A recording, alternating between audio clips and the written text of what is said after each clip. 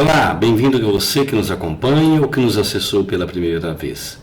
Eu sou o Frei Jacir e o texto que inspira a nossa reflexão hoje é tirado de Mateus 12, 38 a 42. Trata-se da fala de Jesus sobre o sinal de Jonas e a sabedoria de Salomão. E veja lá o que eu preparei para você. O sinal da parábola de Jonas, a sabedoria opressora de Salomão e o ser maior de Jesus. Já ouviu falar nesse sinal de Jonas? Não saia daí que você vai entender a sua relação com Jesus e o rei Salomão, mas sobretudo o profeta Jonas.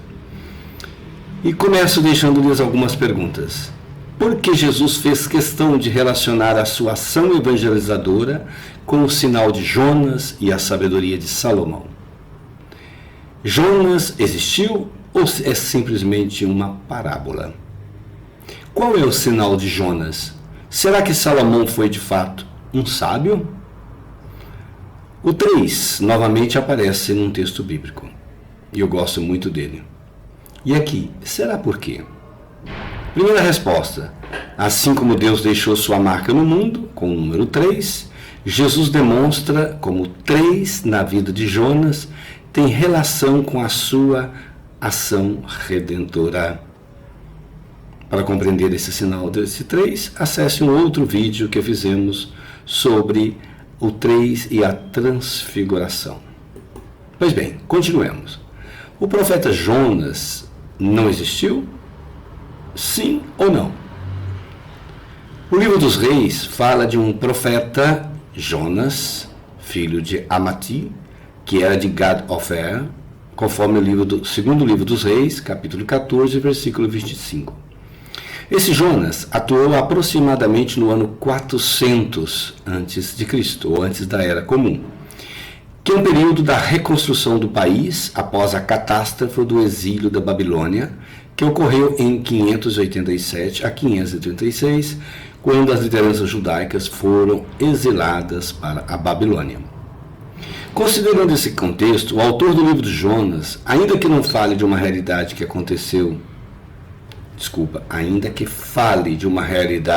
aconteceu 300 anos antes, denuncia a mentalidade exclusivista dos judeus, exacerbada por Esdras e Neemias, duas lideranças que voltaram do exílio, os quais pregavam uma raça pura de judeus baseada na lei de Moisés. O povo não podia suportar estrangeiros no meio dos judeus. Tudo isso para recomeçar. Olha que absurdo. Esdras chegou a obrigar os homens casados que voltaram da Babilônia a abandonar suas mulheres. Tudo isso aconteceu, conforme relata o capítulo 10 do livro de Gênesis, uma tarde chuvosa e melancólica. Leia lá. Jonas denuncia os pecados da cidade de Nínive, a capital da Assíria, conforme o livro de Jonas. País que destruiu o norte de Israel, que levava o nome de Israel, por volta do ano 722 antes da Era Comum. Nínive, essa cidade ficou na memória do povo de Israel como símbolos das crueldades do sistema opressor assírio, conforme relata, por exemplo, Isaías 10, 5, 15. O livro propõe ao povo de Nínive a penitência. Deus terá misericórdia com Nínive, que representa o opressor. Basicamente, o livro atribuído a Jonas quer discutir a universalidade da salvação e a conversão. Deus ama e salva o opressor convertido. A salvação não é somente para o povo judeu. O sinal de Jonas é a inclusão, portanto, a universalidade da salvação, a conversão e o perdão.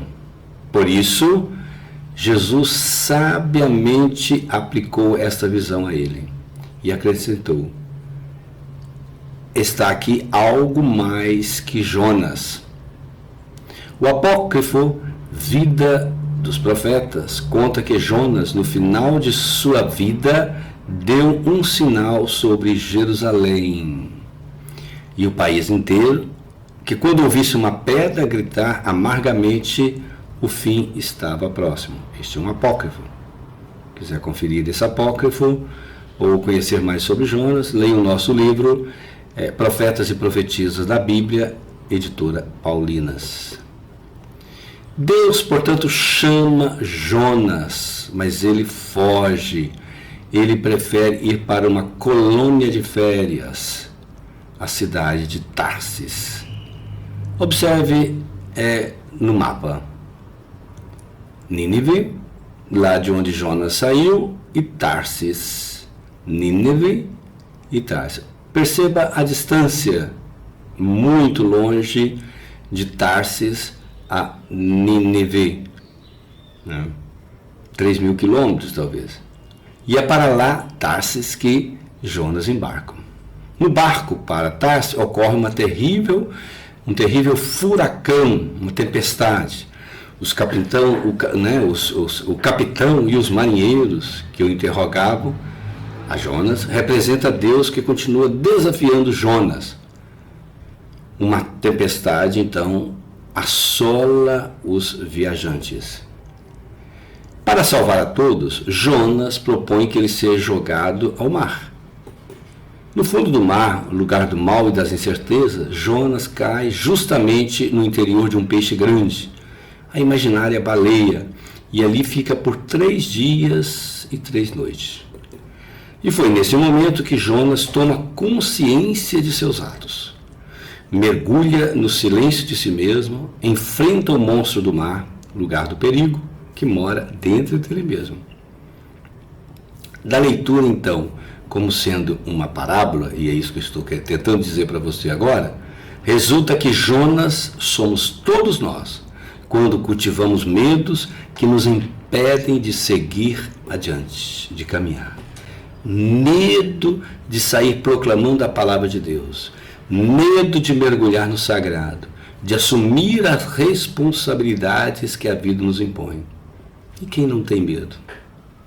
Jonas, interessante, esse substantivo em hebraico, Yoná, significa pomba de asas aparadas.